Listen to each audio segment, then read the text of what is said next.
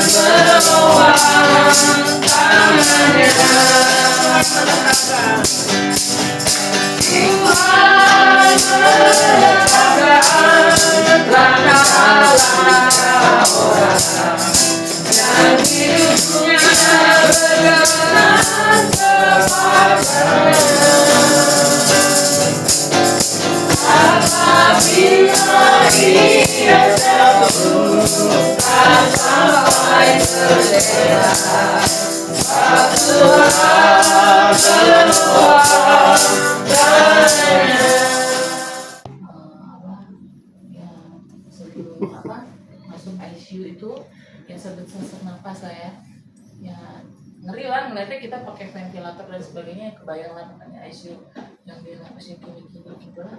Kita juga pas video call gitu dan nangis, pada sedih lah ya, cuma bisa berdoa aja ya. Mungkin itulah perjuangannya. Memang dokter tuh sebelumnya sudah pernah mengatakan sebelum pas operasi kayak gitu ya, kumpulin saudara-saudaranya, maksudnya dikasih tahu sekeluarga semua ini penyakitnya seperti apa, karena kan penyakitnya itu kan glioma grade 4, jadi udah termasuk namanya tumor ganas lah. Jadi itu agresif banget, jadi kalau bisa tumbuh tuh di dalam sehari tuh bisa 0,8 mili, itu kan sekitar mau 1 cm ya. Makanya sebenarnya sebelum dia pas masuk ICU tuh besoknya tuh mau MRI di Hasan Sadikin, jadi mau lihat lagi, kalau lihat lagi katanya dioperasi lagi kalau mau besar. Mama saya juga udah capek ngeliatnya, ampun kasihan kan, kebayang tempurungnya itu kan dipotong gitu kan, dibuka, jadi diambil lah walaupun nggak semuanya. Nah ya cuman kebaikan Tuhan tuh luar biasa ya, jadi dikasih lah, karena mungkin diambil tumornya terus sempet kemo dan radiasi, dia sempet kayak sembuh lah ya, sembuh karena malah kita merasa kayak mujizat, kayaknya udah mau sembuh nih, ayo kita pikirin pekerjaan apa, malah sampai mikir gitu. Ya ampun, maksudnya karena dia tuh kayak biasa aja ikut nyapu di rumah, ikut setrika karena mungkin dia bosen ya, terus kayak mijitin si mama si bapak, kalau mandi air panas diangkatin air sampai si mama tuh udah kamu capek, orang sakit tuh nggak boleh kayak gitu ya. Nggak apa-apa. Terus pokoknya sampai itulah mundurin mobil, sampai kaget si mama, udah ini cuma manasin aja, ya ampun udah tidur aja tidur gitu ya. Itulah mungkin dia mau memberikan kenangan atau kepada kita semua gitu ya. Terus kebaikan Tuhan juga tuh pas kebetulan kakak saya tuh ada anaknya wisuda di Brawijaya di Malang, jadi dia bisa lah sempet ke Bandung, jadi kayak dia tuh menantikan semua keluarganya, adik-adiknya gitu ya. Terus dia melewati ulang tahun dia juga pas 1 Januari, terus pas ulang tahun orang tua aku juga Desember gitu ya. Jadi kayak menunggu semua biar semua tuh kayaknya kumpul. Dan di situ kayak kita tuh maksudnya merasa baik banget ya, Tuhan tuh dikasih kesempatan juga kita mempersiapkan hati kita. Makanya waktu kita pas itu ya kita bersedih, tapi kita selalu ingat ya udah tutup peti, kata pendeta juga kita nggak boleh bersedih-sedih lagi. Kan orang Batak tuh terkenal tuh yang meraung-raung gitu ya. Anak-anak sehat.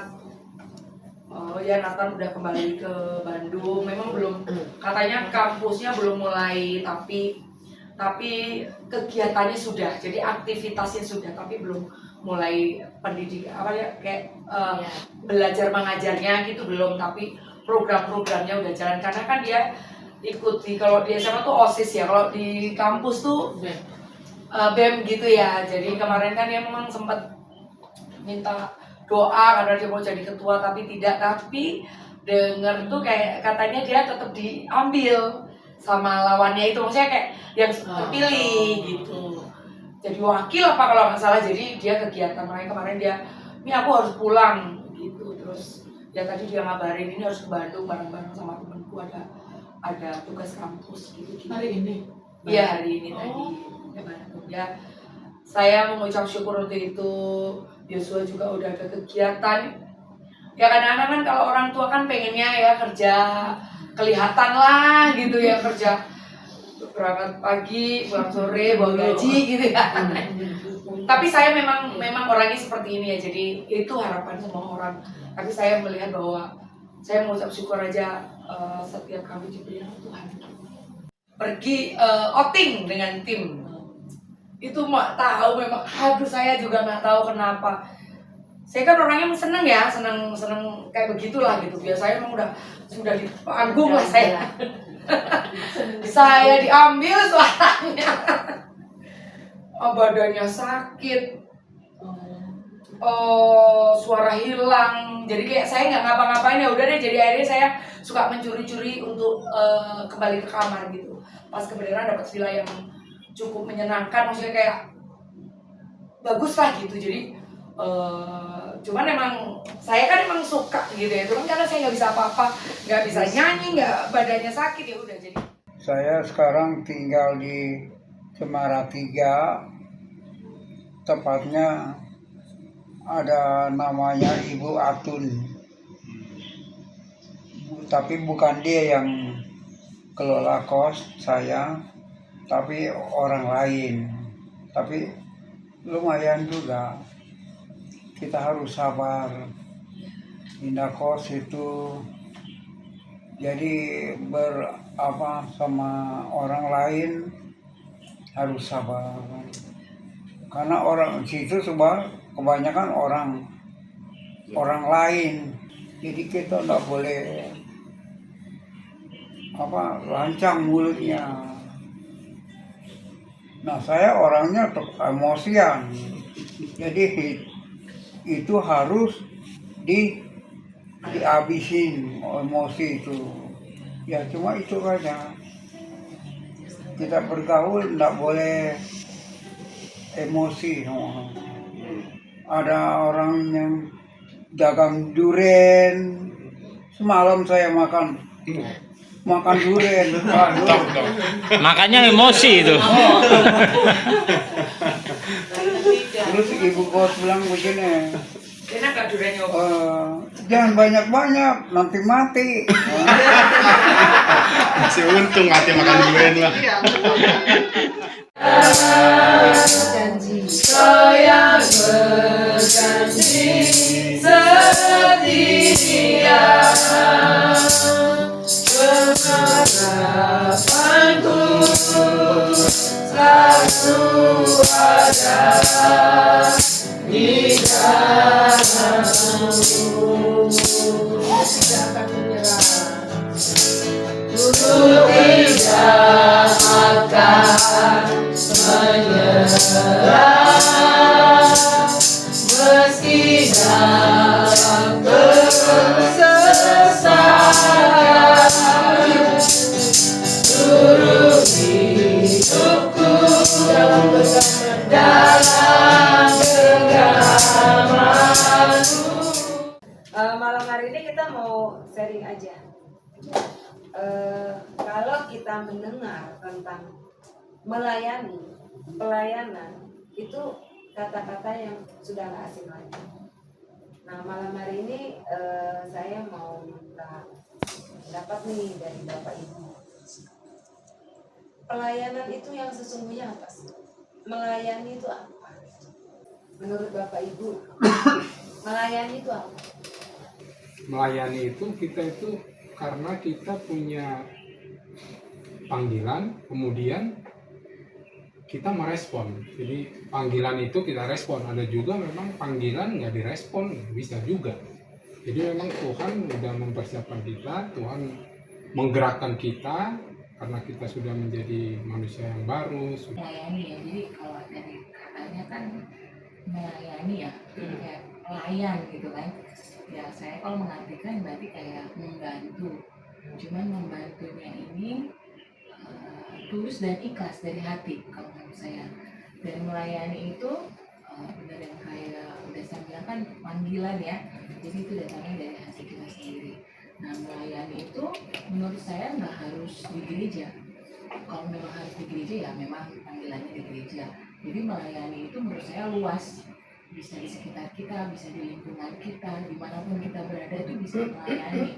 Seperti apa ya, jadi kayak membantu, kayak sekarang kayak pelayan itu kan membantu melayani, membantu begini ya. Ya kalau di gereja mungkin membantu melayani di bidang apa, misalnya di bidang bagian worship, bagian firman dan sebagainya. Nah, itu melayani gitu. Saya juga itu pelayanan atau melayani itu memang panggilan, dan kita anak-anak Tuhan kita dipanggil memang untuk melayani. Yes. Melayani ya di mana Tuhan tempatkan kita. Saya sebagai ibu rumah tangga, ya pelayanan utama saya ya di rumah. Saya melayani. Melayani memang kan artinya memang pelayan. Kata dasarnya kan pelayan. Pelayan itu kan memang membantu gitu ya. Jadi melayani keluarga saya dulu gitu. Keluarga saya jangan mikirin yang semua jauh, yang keluarga saya aja belum saya bisa layani gitu. Nah, Tuhan memang mau hidup kita untuk kita menjadi pelayan gitu. Memang kita dipanggil untuk menjadi pelayan. Pelayan di mana ya, di mana keluarga kita. Saya sebagai ibu rumah tangga, waktu saya bekerja ya saya boleh melayani atau membantu, atau hidup saya itu boleh menjadi berkat lah buat yang teman-teman saya. Saya juga kata-kata melayani itu nggak asing. Kalau bilang saya udah melayani gitu. Tapi kan melayani itu harafiahnya kan, melayani itu memang suatu pekerjaan atau tugas membantu orang lain, itu melayani. Terus ada juga yang memberi perhatian kasih dengan tulus melayani. Terus cara menunjukkan kasih kepada Tuhan, saya itu melayani karena saya mengasihi Tuhan, juga melayani.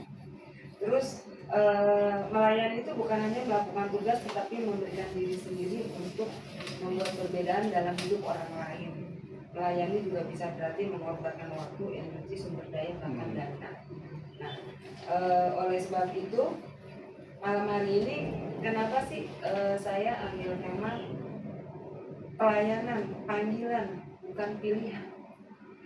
Karena sejujurnya melayani itu bukan pilihan. Ibu mau melayani atau tidak, bapak mau melayani atau tidak, tapi itu adalah panggilan. Dan bagi anak-anak Tuhan itu hukumnya wajib. Bahwa melayani adalah gaya hidup setiap orang percaya. Dia yang adalah Tuhan justru mengambil posisi hamba. Jadi setiap orang percaya ini hukumnya wajib. Setiap orang percaya harus mempunyai posisi sebagai hamba. Pelayanan itu lahir dari kasih, seperti Pak Samudra bilang, dari hati yang paling dalam. Melayani dari kasih. Pelayanan yang sejati tidak dimulai dari kemampuan. Saya nggak bisa apa-apa. Kebanyakan gitu. Coba Pak, tolong. Aduh, maaf Bu, saya nggak bisa apa-apa. Coba Bu, tolong doa. Oh, saya nggak bisa doa. Saya belum bisa doa. Atau jabatan. Nanti saya melayani kalau saya udah jadi direktur. Saya melayani kalau saya udah kaya, udah punya mobil. Sekarang saya nggak bisa melayani dulu. Saya nggak punya apa-apa. Buat makan aja susah. Kamar mana jalan. Saya nggak bisa melayani. Nanti ya kalau jabatannya sudah naik. Nanti ya kalau saya udah punya sesuatu yang saya kasih ke orang. Ini orang. Atau tunggu ya, bukan hari ini saya melayani, tunggu waktunya Tuhan. Nah itu kebanyakan kita bilang, ibu nggak melayani, enggak, nanti aja tunggu waktunya Tuhan. Sekarang tunggu waktunya Tuhan. Tapi dari kasih kepada Tuhan dan sesama, tanpa kasih, pelayanan bisa berubah menjadi rutinitas yang melelahkan. Jadi semua orang bisa melayani. Saya tiap hari melayani Pak. Wah apalagi saya melayani orang sakit, melayani tetangga yang membutuhkan. Tetapi pelayanan itu tidak datang dari dalam. Kita akan merasakan lelah dan jenuh. Capek ngurusin bapak ini, ngurusin terus. Capek begini. Saya itu udah panas-panas datang ke rumahnya, nggak dihargain loh. Boro-boro air minum keluar. Malah saya dicuekin. Oleh sebab itu kita harus menyadari kalau melayani kayaknya udah umum lah kata-kata melayani, semua orang pasti bisa melayani. Tapi pertanyaannya, melayani itu dari dalam hati atau itu? Yang membedakan melayani itu dengan sepenuh hati dari dalam atau dari supaya kita dilihat orang, paksaan, itu mudah. Waktu yang akan membuktikan. Setahun, 2 tahun kita masih bisa bersandiwara, tapi ke 3 tahun, 4 tahun, 5 tahun kita akan merasa lelah, jenuh, dan akhirnya bunuh. Kita melayani supaya dilihat orang, Kita rugi loh, rugi waktu, rugi uang, rugi pikiran, dan rugi yang lain yang kita nggak rugikan kalau kita melayani tidak dari kasih. Saat kita melayani dengan sukacita, memang pengennya aku melayani sebagai apa sih? Aku mau melayani dengan sukacita, itu kita tidak jenuh. Karena saya sendiri mengalami, saya tuh melayani meskipun enggak rohani banget gitu ya, sampai hari ini. Dari saya masih jadi sampai hari saya nggak jenuh. Bahkan saya ditipu orang, saya dikecewakan orang, saya difitnah orang, itu saya jalan aja. Kenapa? Karena saya melayani dia dengan tulus, saya melayani, saya menolong dengan tulus. Jadi waktu orang itu putar balik, saya begini bukan karena Bu Rini, begini, kita nggak sakit hati. Kenapa? Karena kita dengan penuh sukacita. Itu perbedaannya. Pelayanan adalah ketaatan. Yesus membasuh kaki murid-muridnya. Tuhan Yesus perhatikan. Yesus membasuh kaki murid-muridnya. Pekerjaan seorang hamba. Dia tidak hanya mengajar tetapi memberi teladan. Aku ini bos loh. Mana mau aku ke bawah. Aku bos, aku bisa nyuruh-nyuruh. Saya punya karyawan. Saya bisa nyuruh. Coba ya tolong kamu ini ya, ambilin minum kamu begini. Tapi Tuhan sendiri, dia menyerupai manusia tapi menjadi hamba. Namanya membasuh kaki itu adalah pekerjaan yang paling hina, bisa dibilang. Yang paling bawah itu nih. Hamba itu sebenarnya kan keset. Hamba itu sebenarnya kan ya hamba itu ya, apalagi Tuhan sampai membasuh kaki. Itu bukan sesuatu yang hina lagi. Bahkan kalau kita sorry ya. Saya dulu pernah alami waktu itu almarhum Ibu Dewi itu baru, dia kan orang Batak, orang Melayu. Waktu itu orangnya, kalau ada yang kenal Bu Dewi dulu kan jijian gitu kan, jijian. Sampai kalau ada apa-apa, Rin, sendalku, saya akan lap pakai tisu. Karena saya punya pengharapan bahwa ibu ini suatu saat akan menjadi hamba Tuhan dan akan menjadi pelayan Tuhan. Bahkan dulu di Cikarang Baru saya dibilang bahwa lu mau aja jadi jongosnya, lu mau aja jadi pembantunya. Buat saya itu saya singkirin. Bahkan kalau ada makanan dia harus saya cumil dulu dikit, saya makan dulu. Sekiranya aman beliau makan. Itu bertahun-tahun saya kerjakan. Panas saya payungin, hujan saya payungin. Sampai butuh pembantu, sopir, sampai semuanya tuh ke saya. Sampai saya dicemooh sama dulu FA. Ngapain sih mau banget diperbudak? Cuman hati saya bilang, saya tidak diperbudak karena saya melayani untuk Tuhan. Suatu saat ibu ini akan menjadi hamba Tuhan. Dan kenyataannya beliau benar. Dan beliau benar bisa makan di warteg, bisa makan di mana. Itu hasil dari kalau kita melayani dengan sukacita. Bahkan dulu kalau blog aja saya nyuci, saya ngelakuin. Sampai seperti itunya, tapi itu pengharapan saya Tuhan dengar, beliau jadi hadap. Aku telah memberi suatu teladan sama kamu. Ini aku udah kasih contoh nih sama kamu. Kamu harus seperti aku, itu perintah, bukan pilihan. Saya nggak mau kayak Tuhan, nggak bisa. Kalau kita mengaku bahwa kita anaknya Tuhan Yesus, paling tidak kita menyerupai karakter Tuhan. Apalagi di Yohanes 13 ayat 15 jelas dikatakan, aku telah memberikan, nah di garis bawah ini, aku telah memberikan suatu teladan kepada kamu. Jadi Tuhan itu orangnya nggak mau nyuruh, tapi dia nyontohin dulu. Ini loh, melayani itu seperti ini. Dia jadi contoh, jadi model. Melayani berarti taat mengikuti teladannya Tuhan Yesus. Meski tidak terlihat, tidak dipuji, dan tidak dianggap penting. Kadang-kadang di suatu, nggak usah di gereja lah. Kalau di gereja, yang paling tidak kita lihat apa? Poster, tukang parkir. Tukang, ya nggak dilihat. Yang kita lihat orang hebat-hebat. Tapi di hadapan Tuhan, mau hamba Tuhan besar yang di mimbar sama yang di bawah, sama. Karena dulu pelayanan kita dimulai dari tukang parkir di Cikarang Baru. Dulu Mas Agus kalau bilang Pak Agus kan satpam ya, iya jaga parkir.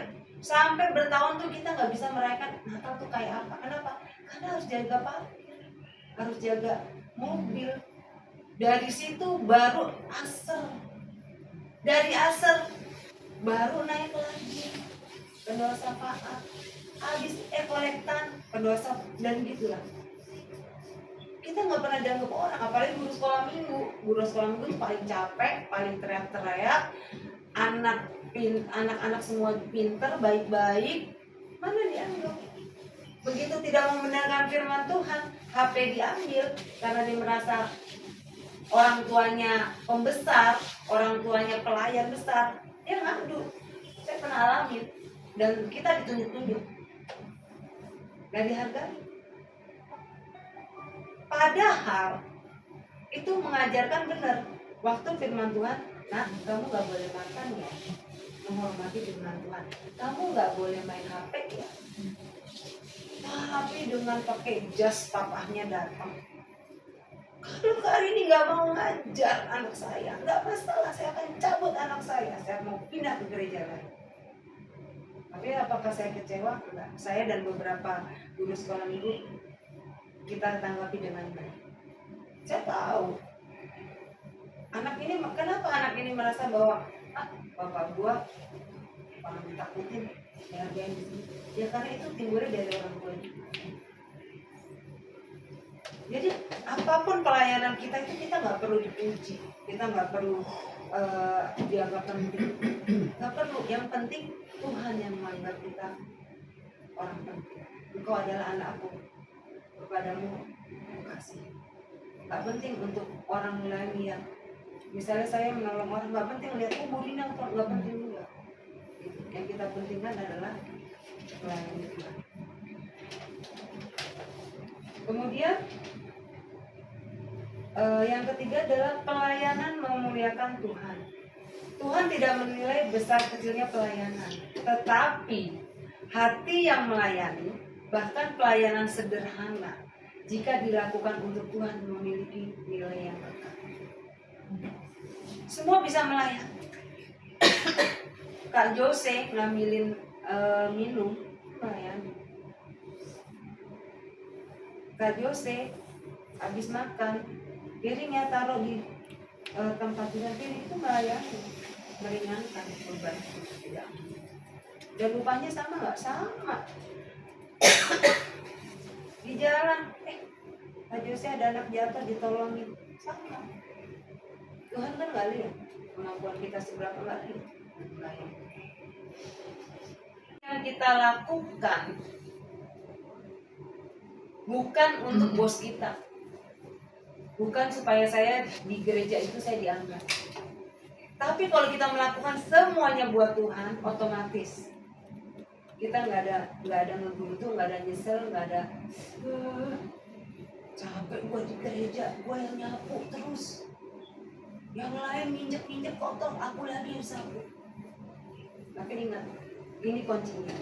Apapun yang kamu perbuat, perbuatlah dengan segenap hatimu seperti untuk Tuhan. Garis bawahi, segenap hatimu. Kita itu happy banget pokoknya melayani itu. Kalau kita tahu poinnya, intinya ini, bahwa melayani untuk Tuhan. Pelayanan bukan tentang siapa kita, tetapi tentang siapa Tuhan yang kita layani. Ketika kita melayani dengan kerendahan hati, Tuhan sendiri akan bekerja melalui hidup kita. Tuhan itu bukan Tuhan berhutang. Tuhan itu nggak pernah tidur. Tuhan itu tahu apa yang kita lakukan. Saya merasakan bahwa Tuhan itu bukan hanya baik saja, pokoknya super karena Tuhan itu angkat keluarga saya. Dari saya bukan siapa-siapa. Makanya saya dulu punya ilustrasi diri saya sendiri bahwa Tuhan itu pemulung, ngambil saya di sampah, dibersihkan, sampai Tuhan membuat saya cantik, jadilah seperti itu. Kalau saya nggak dipungut Tuhan, mungkin nggak seperti sekarang. Karena aku agak terlambat, aku bilang juga. Nah, pas saya di perjalanan menuju ke sini, saya gini, Tuhan, kenapa sih Tuhan bikin saya apa namanya bawa firman tentang pelayan? Sebenarnya saya bukan tentang ini kemarin. Kemarin itu saya bukan tentang pelayan, tapi tiba-tiba habis doa pagi terbesit kenapa? Karena Mbak Dewi juga kasih bahan ke saya, tapi kok macam banget. Sore ini saya langsung praktekin gimana melayani, mengorbankan waktu, tenaga, pikiran, deg-degan, dana, dan semua itu melayani. Tapi puji nama Tuhan, adik saya tidak mau. Padahal yang lain udah ngomong, Bu, puasinya kita kejar nggak gitu kan? Karena mereka tahu, ternyata adanya Bu Rini. Nah, orang sana udah tahu. Itu adanya Bu Rini, jangan biarin aja. Saya pikir yang penting Tuhan tolong adik saya. Kalau urusan puasa kabur ya. Puji Tuhan, terima kasih. Saya juga tadi sempat sepanjang jalan ke sini, Rida udah sampai Cibir, saya belum mikir, ini kok pas banget ya firmannya melayani, dan saya harus praktek lapangan tersebut. Itu semua dengan nama Tuhan, kita dengan doa supaya besok bisa kontrol dalam keadaan Tuhan ya. Amin. Haleluya.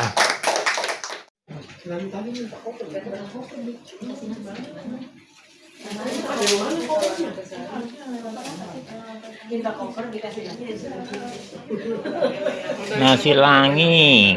Orang dari tadi tuh sudah datang dari tadi udah tahu. Selamat makan.